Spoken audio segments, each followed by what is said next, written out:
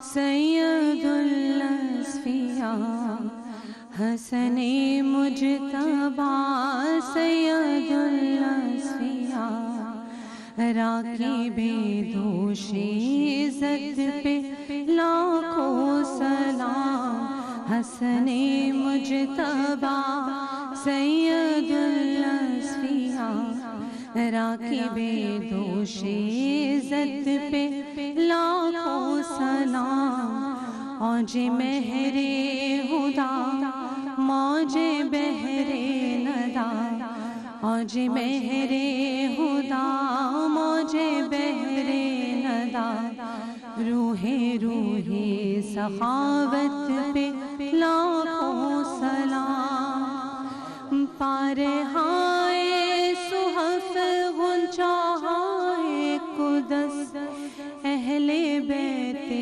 نبوت پہ لاکھوں سلام آب تطہیر سے جس میں پودے جمے آب تطہیر سے جس میں پودے جمے اس ریاض نجابت پہ لاکھوں سلام حسن مجتبی سید الاسفیاء راکب دوش عزت پہ لاکھوں سلام۔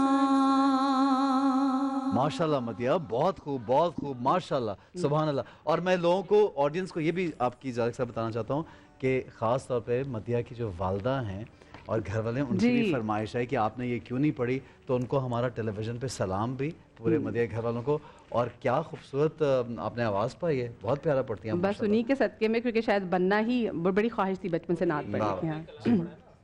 حسن مجتبی سید الاسقیاء راکب دوش عزت پہ لاکھوں سلام، یہ سیدی امام احمد رضا خان عبر اللہ مرقدہ کا لکھا۔ ماشاءاللہ ماشاءاللہ، بہت اور بہت ہی خیر، جب خود اتنی پیاری ہستی ہے تو ان کا ذکر کتنا پیارا ہوگا۔ اور ہم اسپیسیفکلی جو ان کے دسترخوان کے حوالے سے بات کر رہے تھے، کیونکہ آج جگہ جگہ، کیونکہ رمضان مبارک میں تو لوگ دسترخوان سجاتے ہی ہیں اور لوگوں کو بھی اس میں مدعو کرتے ہیں، اور آج کے دن تو خاص ان کے صدقے میں دسترخوان اس لیے بھی سجایا جاتا ہے کہ لوگوں کے اپنے دسترخوان میں وسعت ہو۔ بالکل۔ اور مدیہ اسی بات کو اگر ہم ساتھ لے کے چلتے ہیں تو آج اس ہماری زندگی میں جب ہم امام حسن کو اپنا ایک آئیکن بناتے ہیں کہ ہمیں ان کو فالو کرنا ہے، تو پھر ہم دیکھتے ہیں کہ نیک کام کرنے کو جی چاہتا ہے، اور نیکی ہی نیکی ہے، خیر ہی خیر ہے، اس نام میں بھی، ان کی ذات میں بھی۔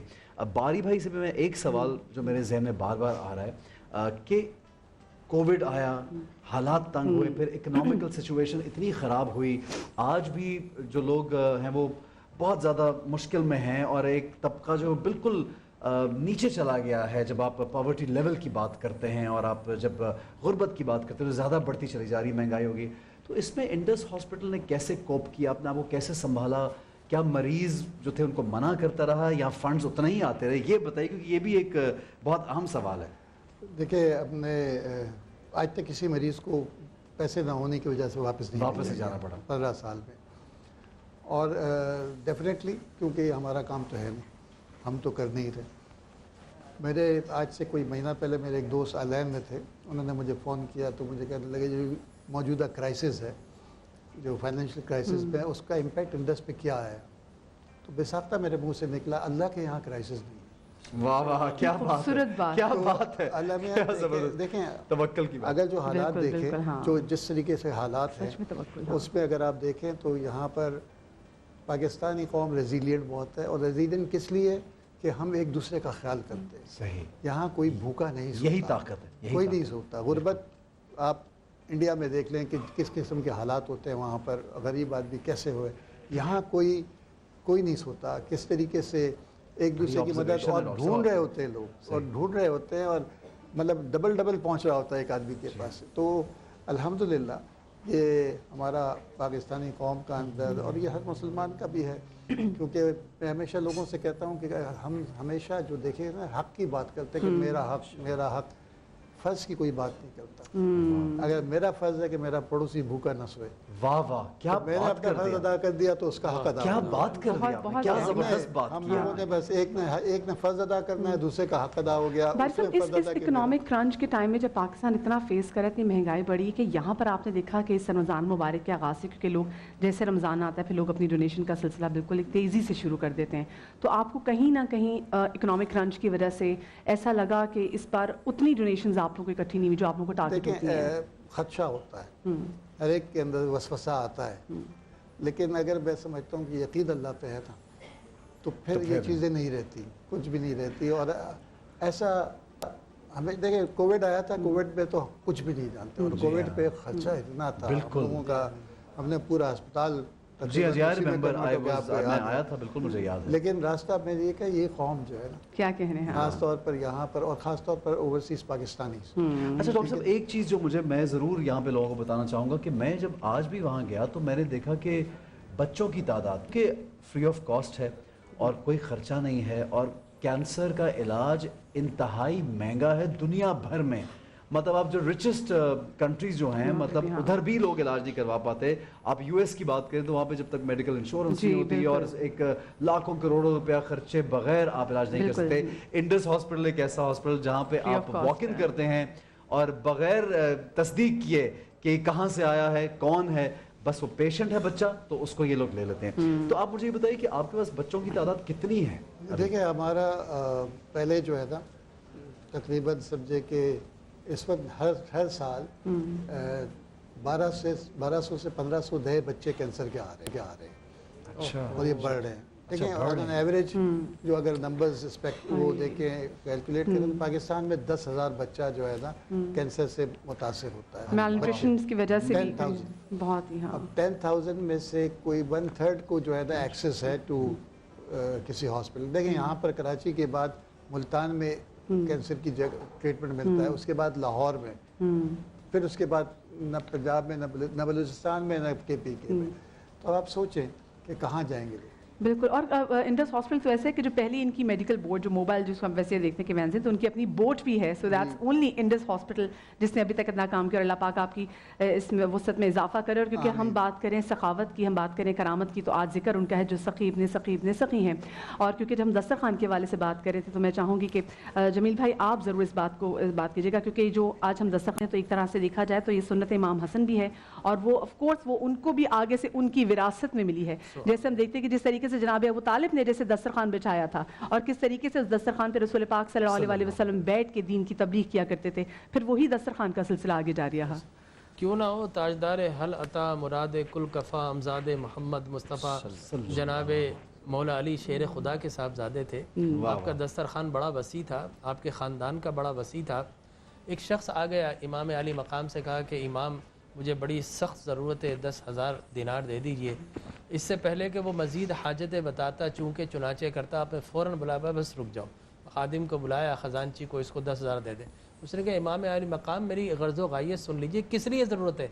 आपने फरमाया मेरा रब मुझसे मांगे बगैर देख रहा है, तो मैं तुझे सुनने के बाद क्यों दूँ? मैं चाहता हूँ कि मैं तुझे सुने बगैर दे दूँ। इसी तरह एक मरतबा एक शख्स आ गया, उसने तकाजा किया मकरूज़ों 50,000 उसको अशरफियाँ दी, अब वो उठाई नहीं उठ रही थी। उसने कहा कि 2 मज़दूर मेरे लिए लाए जाएँ, 2 मज़दूर ले आए। तो इमाम अली मकाम ने कहा कि मज़दूर के पैसे भी ख़जाने से दे दिए जाएँ, लिहाजा आपने उनके पैसे भी दे दिए। तो लोगों ने कहा कि इमाम अली मकाम आप ऐसा क्यों करते हैं? फरमाया कि अल्लाह तबारक व तआला का करम है, उसने मुझे मांगने वाला नहीं बांटने वाला बनाया है। ये कितनी बड़ी इमाम अली मकाम सबको। और फिर दस्तरखान की बात की जा रही है तो आपका एक खादिम खाना लाया, वो एकदम से उसका पैर उलझा, कपड़ों पे आपके गिर गया। ज़ाहिर है ऐसी कैफियत हो तो चेहरे पे जलाल आता है, गुस्से की कैफियत आती। इमाम अली मकाम की भी आई और ख़ादिम भी मैं कहूँ तो ऐसा हो और आका भी ऐसा हो। उसने फ़ौरन ये देखा तो कहा, कुरान की आयत पढ़ी, वल काज़िमीन अल गैज़ा, अल्लाह के नेक बंदे वो होते हैं जो गुस्से को काबू कर लेते हैं। इमाम अली मकाम के चेहरे पर गुस्सा चला गया, बशाशत आ गई। उसने फिर कहा, वल आफ़ीना अनिन नास, वो होते हैं जो गुस्से को नहीं दबाते बल्कि माफ़ भी कर देते।